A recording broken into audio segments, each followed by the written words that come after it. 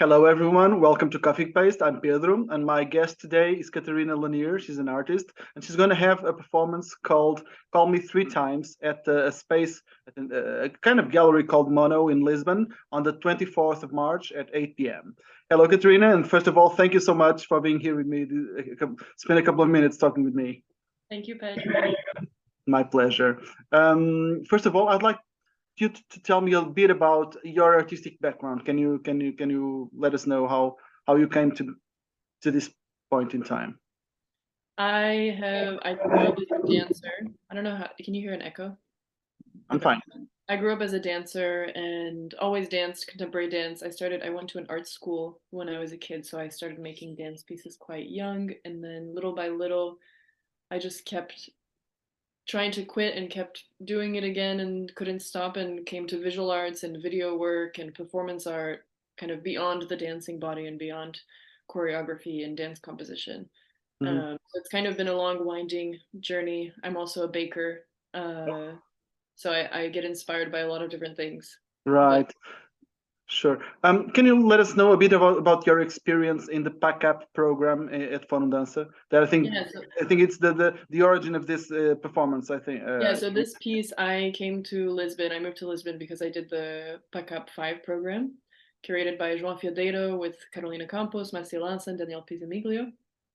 And within that context, some of us were doing solo pieces or, oh, gatinho. Some of us were invited to do work on whatever we wanted. So I decided to do a solo. And kind of the year had been a lot of really interesting workshops of all different types and a lot of really interesting encounters Right. and people from all over.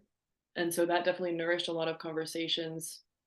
And then when I got into the studio to do my piece, it just sort of flowed very naturally from my hands. But I think it was also the fruit of 6 months of intensive work with the PACAP, an intensive exchange across disciplines, across cultures, across languages. And this piece, though it is not at all about that, somehow it is definitely born of that. Sure. So it was born there, but then it developed to what we're going to see on the 24th, right? Yeah, so I'm showing it pretty faithful to the original that Hmm. I showed last year in July in Teatro do Bairro Alto with PACAP.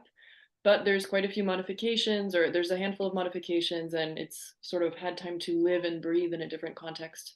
And I've showed it in different contexts and different formats. So Sure. even though it's the same, it's not. Sure. What themes would you say are present in this performance? Um, Going between being a tech hand and creating fantasy and being the object of fantasy at the same time. So these sort of what are the tools that you can use in vivo to create a fantasy in an image, not just a fantasy imaginary, but really the image projection, and what are the effects of oscillating between being tech and being object, being tech, being object, being the maker and being the muse in a way.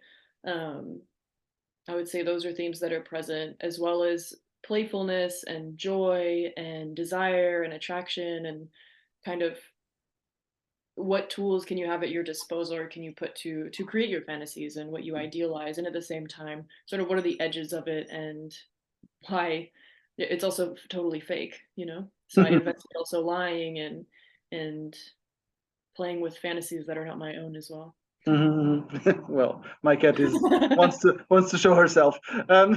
She's a muse. She wants to be the muse. Yes, of course. Yeah. Can we also say that the performance moves between dream and reality? Is that a fair Yes. assessment? Yeah, you're kind of going back and forth. I mean, I won't spoil too much, but Sure. you will see kind of you're on one hand totally immersed in an image and in a almost in a the goal was to create like cinematographic like experiences where you can be immersed and sort of get lost in a beautiful image, but then I will very quickly pull the plug and it'll just end, and then you'll go back into another one and then okay, it ends. So you're kind of going between the being lost in an image and then the reality of constructing one, which is a lot of wires and it's not so poetic, and what's happening outside the frame Hmm. is present on stage as well. Right. Tell us a bit about the different roles you'll be playing during the performance, without telling too much, of course. Also. I'll be playing a fish, kind of. I guess that's what I could say. I'll be playing a famous dancer named Clarissa. I'll be playing great music and dancing to it. I'll be playing a Broadway, almost like a audition. I wouldn't say a star, like a failed audition. And I'll also be playing director. I think those are Right. different roles that. And tell us about the use of video. I think you use video on the performance, don't you? Yes. Can you tell us about its presence there? Oh, you will not be able to miss it. It's everywhere, all at once.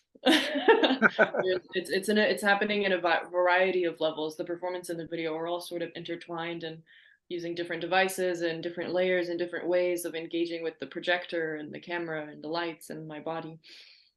So it will be all mixed together somehow, Yes. somewhat. Okay. Is your expectation about the future positive or not so? Like which future? Our whole future, future? the whole future, All of our our future.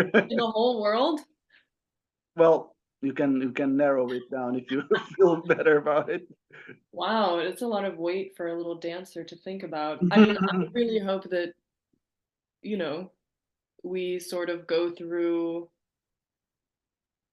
social change in a positive way. I mean, I do think the ways of the world is for there to be life, there must be death, which obviously is not necessarily just or even.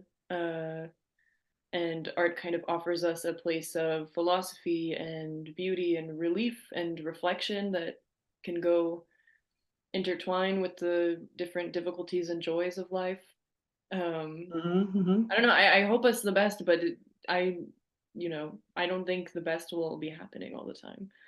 Yeah, About the future, but I think it's worth enjoying the lives we do have. of course, I can agree with that.